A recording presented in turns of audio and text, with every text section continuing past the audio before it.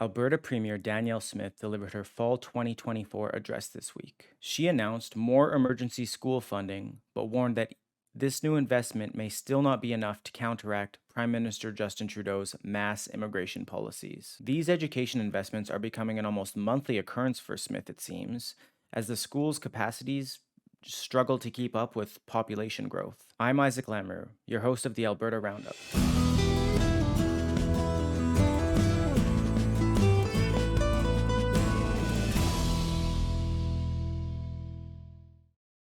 This will be my second week hosting the show, and while I'm pretty happy with how the first episode went, hopefully I can improve even more on this one. After all, last week I literally made an error in the first sentence of the episode, calling Yves-François Blanchet Quebec's premier, when he is in fact Bloc Québécois' leader, as many of you let me know in the comments. And I immediately thought to myself, well, let me check my notes, and I did. And in no case during my notes did I call Yves-François Blanchet Quebec's premier. At each instance, I called him the Bloc Québécois leader.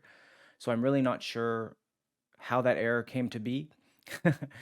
But I guess it's your first episode. Things are just destined to go wrong, even if you prepare as well as you can. Let me just double check my first line here. Alberta Premier Danielle Smith. Yes, she did in fact deliver her fall 2024 address this week. So this episode is already going better than the last one. But let's jump back into that story now. The Premier delivered her more than 8-minute monologue to the province on Tuesday night. She said that more than 200,000 people immigrated to Alberta last year, which she added is like adding 2 Red Deer-sized cities in a single year. She did say, however, that Alberta has historically always welcomed newcomers with shared beliefs like freedom and hard work, along with those that contribute to society and abide by the law. She added, quote, "Equally as important, though, Canada's previous immigration policies under leaders like Prime Minister Stephen Harper, as an example, focused on ensuring that immigration levels matched our nation's economic needs and was commensurate with our ability to build enough houses and infrastructure to keep up with that growth. However, the Trudeau government's unrestrained open border policies, permitting well over 1 million newcomers each year into Canada, is causing significant challenge and has broken this delicate balance." True North's Candace Malcolm previously reported that after accounting for permanent residents, temporary foreign workers, international students, and illegal immigrants, about 2.2 million people immigrate to Canada every year. The unprecedented immigration has led to housing and job shortages, as well as problems with social services like health and education, according to Smith. She added that the additional strain affects all Albertans, old, new, and everything in between. Smith vowed to join other provinces in the fight against immigration. She said the following. So I am joining with other premiers across our country in calling on the current federal government to immediately reintroduce sensible and restrained immigration policies, similar to levels we saw under Stephen Harper, so that all provinces have some time and resources to sustainably catch up with growth and to ensure those coming here closely align with our country's economic needs and our core values. And if the current federal government won't make these changes, our government will certainly support a new one that will. The newly added education investment comes as the Premier said the province is adding about 33,000 students per year, or equivalent to 35 schools. Alberta already invested a record $9.3 billion in its education system for the year 2024-25. The province added an additional $215 million in July to address the population boom. Despite $2.1 billion of that investment being set towards the construction of new schools, aiming to add about 33,000 spaces, it wasn't enough. Smith announced a new school accelerator program on Tuesday, accompanied by an additional $8.6 billion increase to the province's K-12 capital budget. The program is set to build 50,000 student spaces over the next 3 years and 150,000 spaces in the subsequent 4, which Smith said is the fastest and largest build the province can feasibly manage with its available resources. Additionally, a portion of the fund will be dedicated towards building 12,500 charter school spaces and investment in nonprofit private schools to emphasize school choice. The extra funding might be possible to Alberta's recently revised surplus, which grew to $2.9 billion from $367 million, an almost eightfold increase. Smith also mentioned that her promised income tax cut will be delivered in the next budget, which she said will help address things like the federal carbon tax and other federal policies driving inflation. Sort of sticking with the provincial government, we'll now move to the back and forth between the provincial government and Calgary regarding the Greenline LRT funding and leadership. Alberta's Minister of Transportation, Devin Dreeshen, delivered a 5-minute monologue which he posted to X on Monday night. He explained that the Green Line was introduced in 2015 by former Calgary Mayor and current Alberta NDP leader Naheed Nenshi. The project initially promised to be a 46-kilometer line with 29 stations costing $4.65 billion. Dreeshen said the following about the city's planning. The only issue, the city council back then failed to do any of the proper costing, engineering, or planning before coming up with that $4.65 billion price tag. At best, it was drawn up on a napkin. By 2017, due to improper planning, designing, and engineering, Dreeshen said that the project was slashed in half to 23 kilometers and 15 stations. The project was then cut further to 18 kilometers but was still deemed impossible.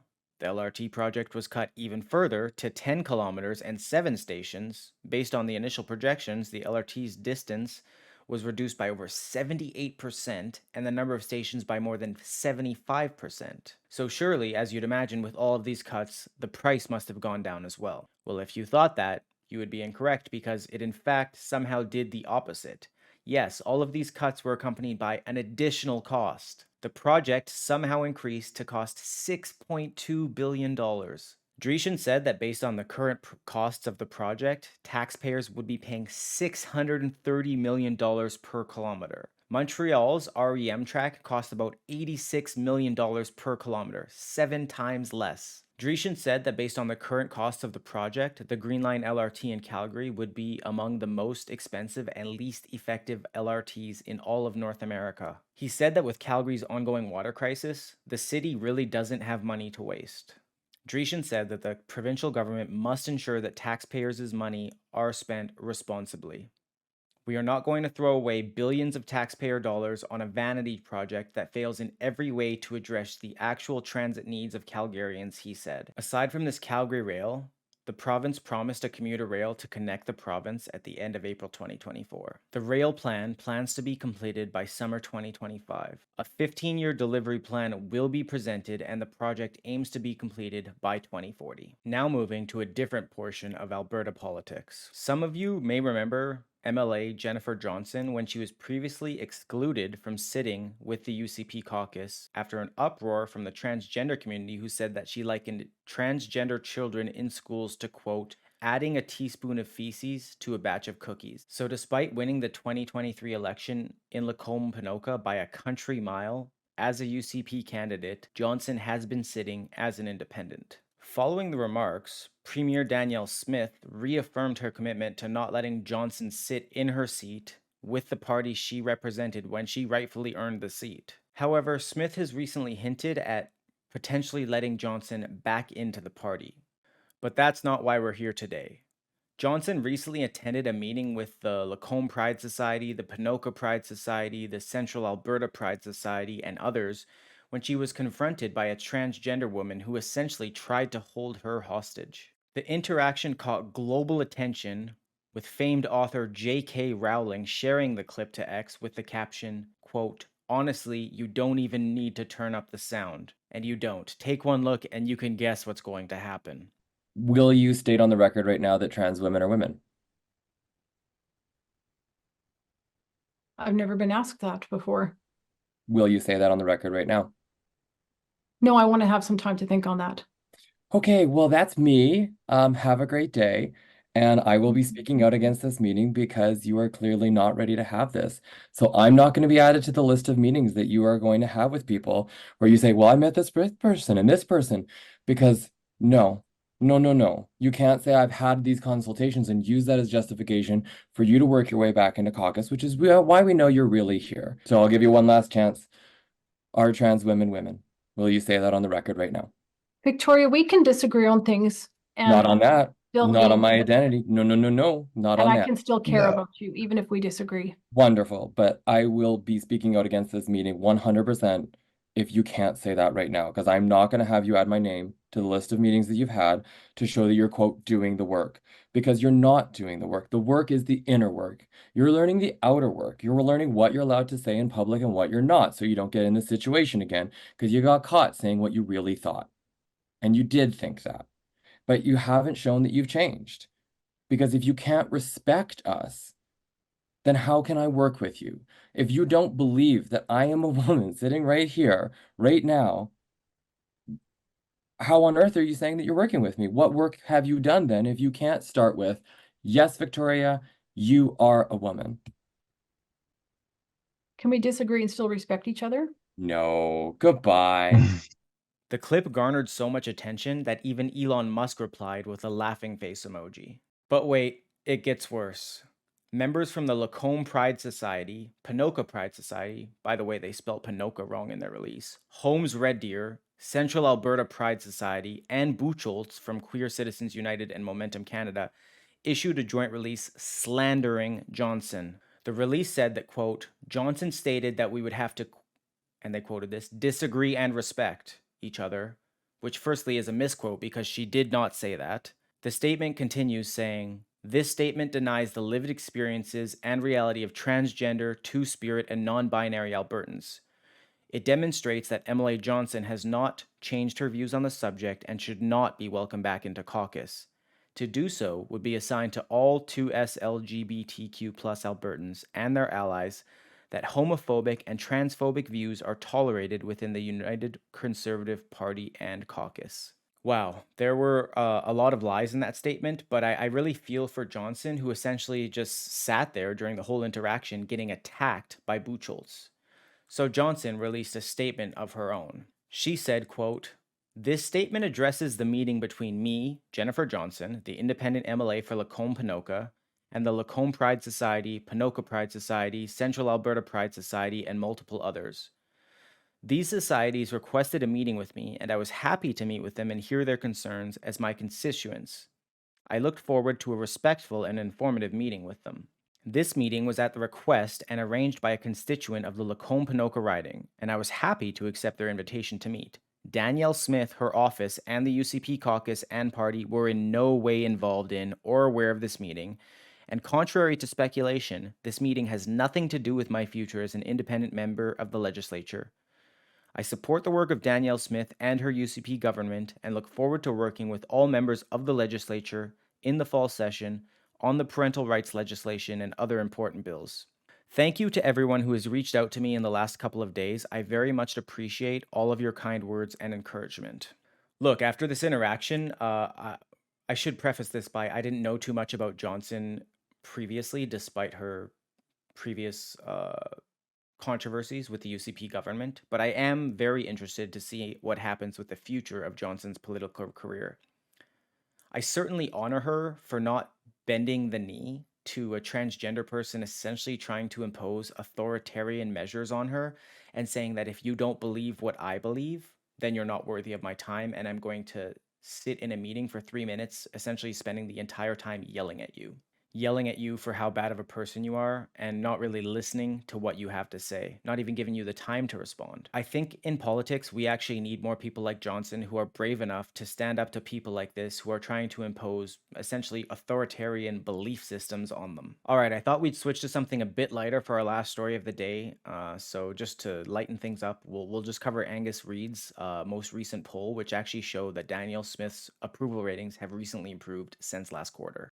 So the poll showed the approval ratings of all the premiers across Canada. And yeah, Manitoba's Wab Kinew honestly led the race by a country mile with a 66% approval rating. However, behind him in second place and tied with Newfoundland and Labrador's Andrew Fury, who himself had fallen 9 points, was Danielle Smith at 46% with a 1% rise from last quarter. The premier with the lowest approval rating, interestingly, was New Brunswick's Blaine Higgs, despite just recently doubling the province's surplus in their most recent fiscal projection. In front of him in second last place was Ontario's Doug Ford. The approval jump for Smith comes despite the survey highlighting that she accepted some tickets to a Stanley Cup final game, but she defended that action, saying that all the ethical guidelines were followed. The spike comes despite the previous story we discussed, which of course was the province pulling funding from Calgary's Greenline LRT. However, it could be that Calgarians and other Albertans agree with Smith when she said that she saved them essentially from what was, quote, in danger of turning into a $6 billion boondoggle to nowhere. The rising polling numbers for Smith probably come as a relief with her upcoming leadership review on November 2nd. Leadership reviews are held at one of every 3 AGMs on a non-election year, where delegates get to decide whether they trust the current party leader or want to swap to someone new. The UCP's governance manual reads, quote, a yes vote of less than 50% of the total valid votes cast shall automatically trigger a leadership election. I hope you guys enjoyed the stories today. Let me know in the comments if you plan on voting at the upcoming leadership review. Now, jumping into the comment roundup after my first episode. The first comment comes from Templar Rising 6299, who said, quote, if the Bloc was doing well, Quebec wouldn't need welfare from Alberta. You hit the nail right on the head there, Templar. And I've written about equalization in the past. Remember in August when Smith demanded an overhaul of the, quote, broken equalization and federal transfer scheme as Alberta shouldered the biggest burden? She's not the only premier that feels that way, but I can't see Quebec vowing for change considering while Alberta contributed $244.6 billion between 2007 and 2022, Quebec received $327.7 billion. Next comment here from @BikeChickLovesToGroove, who said that coalition governments and appointing senators should not be allowed. I agree with you about the senators, and as we've seen with the Trudeau government, they've stacked the Senate with left-wing partisans. Again, something Smith called him out for after he completely disregarded Alberta's Senate elections and handpicked senators that would follow his marching orders. I agree with you too about the undemocratic nature, but I'd take it even a step further. For example, the Conservatives won the popular vote in each of the 2 last elections. How is it then democratic that they lost the election by such a large margin, despite having the most people vote for them? People argue that with our seat system, it gives smaller places like the islands more power, but I don't know that that's necessarily true. For example, almost every election year, the election is called before the West is even counted because of the amount of power that Quebec and Ontario themselves hold. So with popular vote, this would remain to be the case because obviously Quebec and Ontario have the highest populace. So I don't really know what the best way forward is. On to the last comment from TigsBiggs8949, who said, quote, Alberta needs to table a referendum. Alberta does not need Canada, but Ontario and eastward need Alberta. You got that right. The rest of the country would be in shambles without Alberta, but I'm not sure how easy separating is. I'd be interested to see how the cost of everything would change. Imagine if we saw a separation of this sort in our lifetimes. I mean, it's hard to even imagine. So I'd just like to thank everyone real quick for bearing with me through my second episode hosting the Alberta Roundup. And I hope you liked it as much or even more than the first episode. And I also wanted you to know that I do read every comment that you leave. And I appreciate them all, even the negative ones, though there weren't that many. Yeah, even for those who critique, there's little I value more than constructive criticism because I find it's often easier for others to see ways that we can improve rather than us finding them ourselves. So hope that you keep the comments coming, even the negative ones, but I will be honest, I do prefer the positive ones. So thank you all and have a good day.